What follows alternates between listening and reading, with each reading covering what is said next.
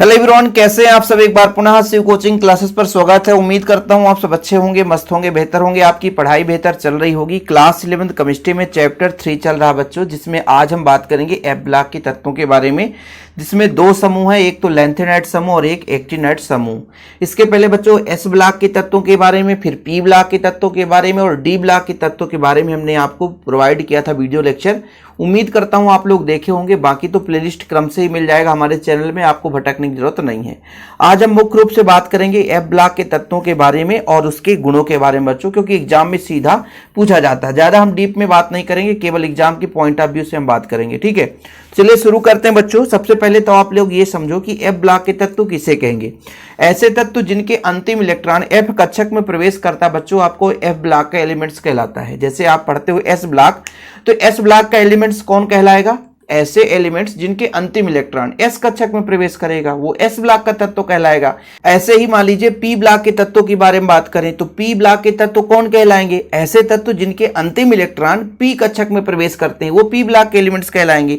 ऐसे ही हमारा D block का होगा बच्चों की ऐसे तत्व जिनके अंतिम इलेक्ट्रॉन डी कक्षक में प्रवेश करेंगे वो आपके डी ब्लॉक के तत्व कहलाते हैं। उसी तारतम्य पर हम एफ ब्लॉक के तत्वों की परिभाषा देते हैं कि ऐसे तत्व जिनके अंतिम इलेक्ट्रॉन एफ ऑर्बिटल्स यानी एफ कक्षक में प्रवेश करते हैं आपके एफ ब्लॉक के तत्व कहलाते हैं।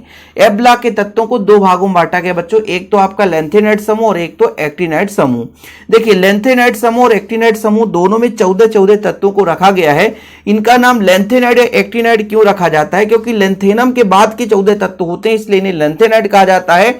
और एक्टिनियम के बाद के 14 तत्व एक श्रेणी के रूप में होते हैं, इस कारण से उन्हें एक्टिनाइड कहा जाता है। मतलब लेंथेनम के बाद के 14 तत्व लेंथेनाइड कहलाते हैं और एक्टिनियम के बाद के 14 तत्व आपके एक्टिनाइड समूह कहलाते हैं। अब जैसे यहां पर देखिए ये आपका डी ब्लॉक का एलिमेंट्स है बच्चों, ये सारे के सारे धातु हैं। यहां पर आपका जो लेंथेनम है, लेंथेनम के बाद के 14 तत्व मतलब लेंथेनम और हाफनियम, इन दोनों के बीच के 14 तत्व जो है बच्चों वो आपके लेंथेनाइड समूह कहलाते हैं, जिसे 4F समूह के नाम से जानते हैं। देखिए सीरियम से ल्यूटेशियम तक, सीरियम से ल्यूटेशियम तक बच्चों यहां पर देख सकते हैं, सीरियम से ल्यूटेशियम तक ये लेंथेनम और हाफनियम के बीच के 14 तत्व हैं। लेंथेनम और हाफनियम के बीच के 14 तत्व हैं, ये लेंथेनम के बाद के 14 तत्व हैं, इसलिए लेंथेनाइड श्रेणी कहा जाता है।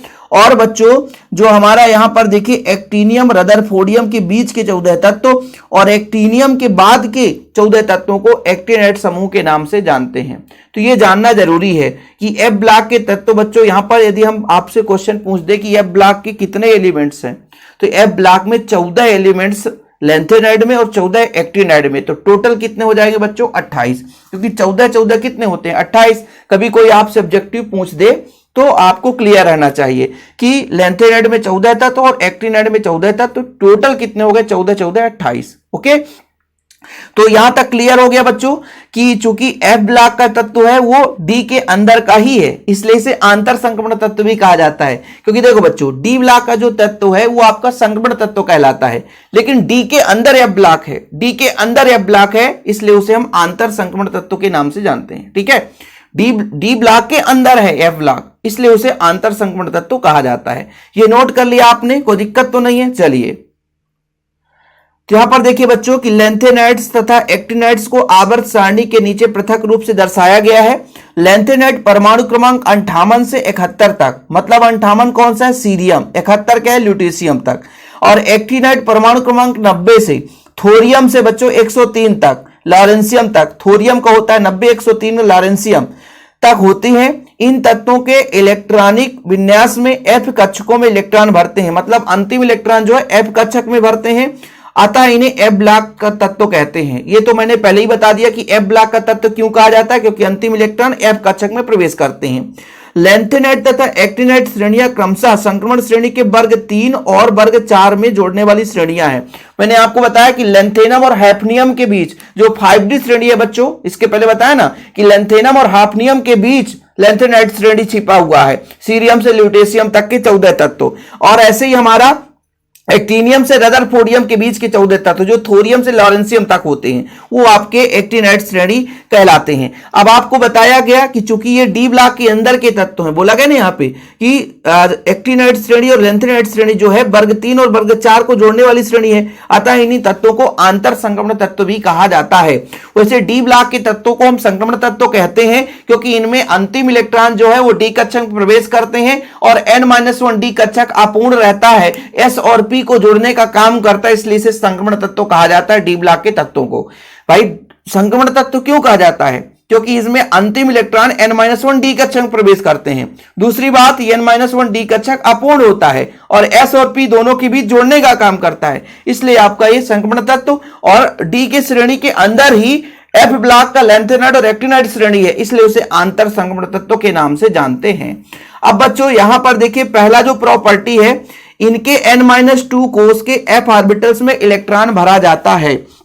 इसका सामान्य इलेक्ट्रॉनिक विन्यास यदि आपसे कोई पूछ दे तो यूं यार आप आसानी से बता सकते हो, क्योंकि इसके बारे में हम पहले भी चर्चा कर चुके हैं सारे इलेक्ट्रॉनिक विन्यास के बारे में। कोई बात नहीं बन रहा तो फिर आप समझ लो यहाँ पे कि n-2 f में बच्चों इलेक्ट्रॉन प्रवेश करता है, ये 1 से 14 इलेक्ट्रॉन हो सकता है। फिर जो हमारा n-1 d की बात करते हैं बच्चों, तो यहाँ पर आपका 0 से 1 इलेक्ट्रॉन हो सकता है, और ns में बच्चों 2 इलेक्ट्रॉन होता है, इसका समान इलेक्ट्रॉनिक विन्यास है, और अंतिम इलेक्ट्रॉन n-2 f में ही प्रवेश करता है। ठीक है। अब चूंकि जानते हो कि जैसे जैसे मान लीजिए पहले 1 है, फिर 2 है, फिर 3 है, फिर 4 है, तो अयुग्मित इलेक्ट्रॉन पाए जाते हैं। अयुग्मित इलेक्ट्रॉन पाए जाने के कारण ये परिवर्ती संयोजकता प्रदर्शित करते हैं।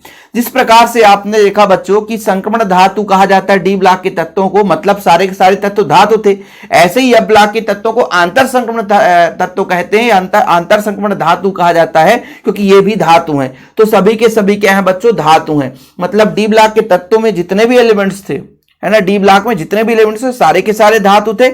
यहां भी बच्चों एफ ब्लॉक में जो 14 तत्व हैं सारे के सारे क्या हैं? धातु हैं। इनके आयन प्रायः रंगीन होते हैं। रंगीन जिसमें भी अयुग्मित इलेक्ट्रॉन होगा, इलेक्ट्रॉन में यदि अपने निम्न ऊर्जा स्तर से उच्च ऊर्जा स्तर पे जाता है तो डेफिनेट बच्चों रंगीन आयन बनाता है। इनके आयनों में संकर आयन बनाने की प्रवृत्ति होती है। ये विद्युत संयोजी यौगिक बनाते हैं। लैंथेनाइड श्रेणी में 14 तत्वों के गुणों में आपस में अत्यधिक समानताएं होती है, और एक्टिनाइड श्रेणी की 14 तत्वों के गुणों में आपस में अधिक समानताएं होती है। कहने का मतलब लैंथेनाइड की जो 14 तत्व हैं उनमें समानता होगी और एक्टिनाइड के जो 14 तत्व हैं उनमें भी समानता पाई जाती है। तो 4-5 प्रॉपर्टी आपको पता होना चाहिए। पहला तो अंतिम इलेक्ट्रॉन n-2 कोष में प्रवेश करता है, ये तो क्लियर ही होगा। भाई अयुग्मित इलेक्ट्रॉन है तो परिवर्ती संयोजकता प्रदर्शित करेगा, सभी के सभी धातु हैं, और जिनमें इलेक्ट्रॉन निम्न, भाई देखो कक्षा खाली है, इलेक्ट्रॉन निम्न ऊर्जा से उच्च ऊर्जा स्तर पर जा सकते हैं, निम्न कक्षक से उच्च कक्षक में जाएंगे कि नहीं, तो रंगीन आयन बनाने की प्रवृत्ति रखते हैं। और इनके आयनों के बीच संकर आयन बनाने की प्रवृत्ति होती है। ये विद्युत संयोजी यौगिक बनाते हैं। अब देखो भाई सहसंयोजी यौगिक, विद्युत संयोजी यौगिक, ये सारी चीजें हम अगले चैप्टर में बताएंगे बेहतरीन रूप से आप लोगों को। लैंथेनाइड श्रेणी के 14 तत्वों में आपस में गुण में समानता और एक्टिनाइड श्रेणी की 14 तत्वों में गुणों में समानता होती है। सिंपल है, बहुत सिंपल। लास्ट वाला पॉइंट है, बहुत ही नॉलेजेबल है कि यूरेनियम के बाद के कोई भी तत्व प्रकृति में नहीं पाया जाता। ये सभी कृत्रिम रूप से नाभिकीय क्रियाओं द्वारा संश्लेषित करके बनाया जाता है। मतलब भाई जैसे बहुत सारे तत्वों की खोज नहीं हुई गई थी, जैसे एक्टिनाइड में यूरेनियम के बाद नेपच्यूनियम हो गया, प्लूटोनियम हो गया, अमेरिसियम हो गया, ठीक है, बर्केलियम हो गया, कैलिफोर्नियम हो गया, ऐसे बहुत सारे हैं, है ना। तो वो सारे के सारे तत्व प्रयोगों द्वारा बाद में खोजे गए क्योंकि ये प्रकृति में नहीं पाए जाते हैं। ये चीज आप याद रखना, ये कृत्रिम रूप से नाभिकीय क्रियाओं द्वारा संश्लेषित करके बनाया जाता है, इसलिए इन्हें पारा यूरेनियम तत्व कहते हैं।